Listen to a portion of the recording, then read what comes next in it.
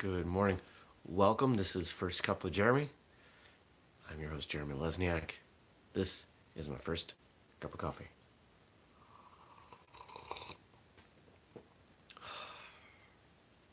Good stuff.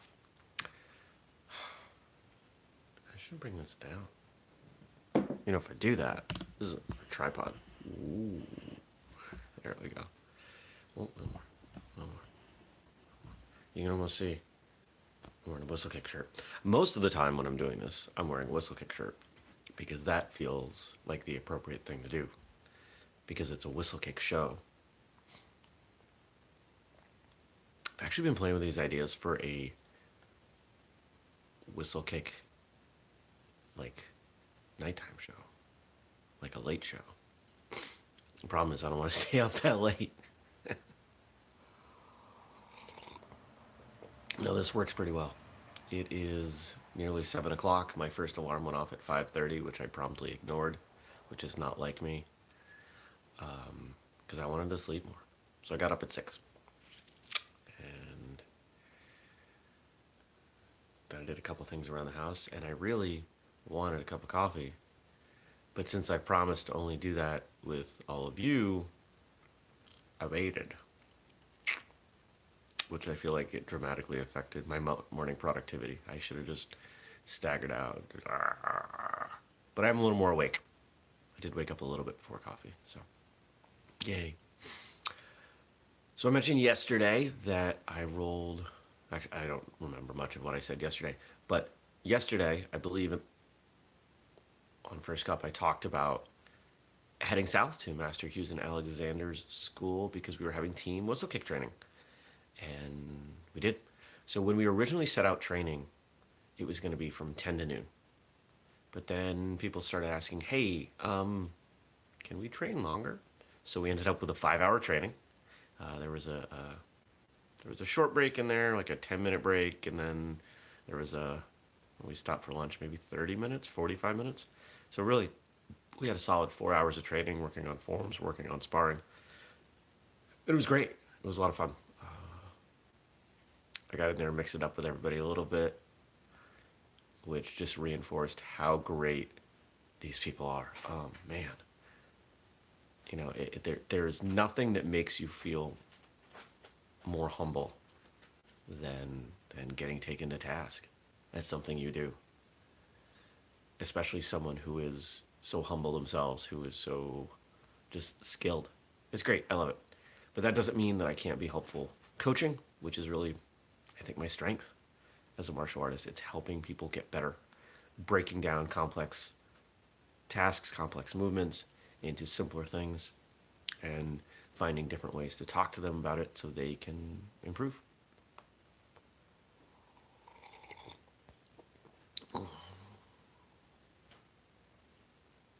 One of the things that I wanted to, what was it? What was I going to share? I think I talked yesterday about the importance of training with different people, which obviously is important. There's kind of been a theme for that this week. Thursday I was teaching at the camp in Maine, and here I am just a couple days later, essentially teaching at another event. Although if I don't get to yawn on my own morning show, then I don't know where I'm allowed to yawn.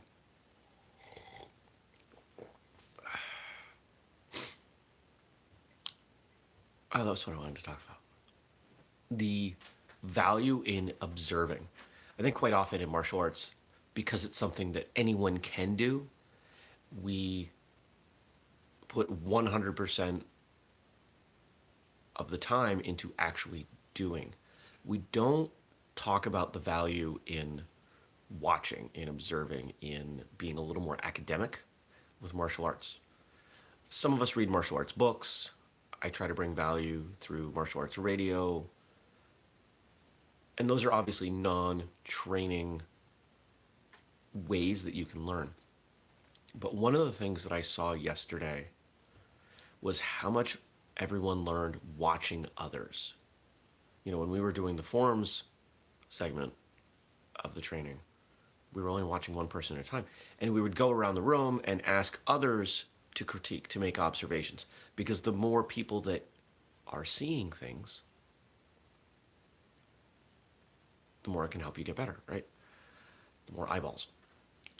But when you ask someone to look at what others are doing in a discerning way, you're going to learn. You can't help it.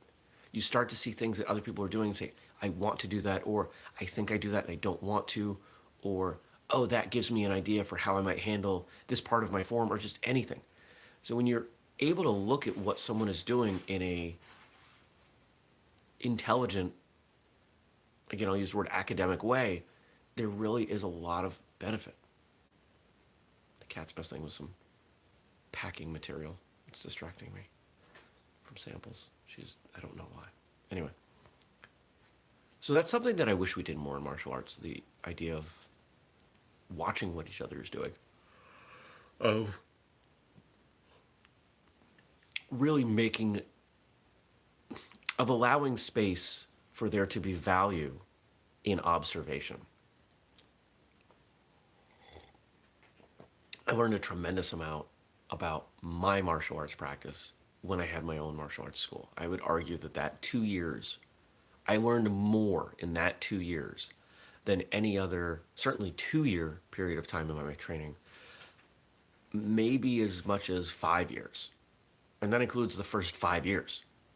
I learned so much because I had to watch what people were doing. Now, of course, I learned a lot more in breaking things down and helping them reach their goals and see what was going on with them. But not everyone gets that opportunity. If you don't have a martial arts school, or if you're not an instructor, just watching people doesn't always come across as a good use of time. And I wish that we could change that. Now, if you're in a school where you can't do that, there are ways you can still watch. You can go to other classes, whether it's at your school or other schools, or really the easy thing, there's plenty of stuff on YouTube you can watch. You can watch people point spar or do forms, or, there's even a ton of drills out there that people are putting out on YouTube. So watch that stuff. And don't be afraid to treat it in an academic way. We handed out paper and pens. I asked everyone to write down the critique that they received, the good, the bad, from their forms performances. What do you need to work on? In fact, when I work one-on-one coaching someone, the first thing I tell them to do is grab a notebook and put it in their martial arts bag. Because we need that all the time. We need that to write down the things that you're going to work on. We need that to write down the things that you're doing well. You need that to write down questions about your training. If you're striving for a goal, any goal, martial arts goal or not, you better be thinking about that often. And if you're thinking about that often, you're going to have ideas or questions. And it's best to keep that all in one place. And while digital is great for the majority of things, most people, from what I see, do better constructing ideas with a pen and paper. There's something a little more something about the tactile response. The fact that you're touching paper seems to be an important element.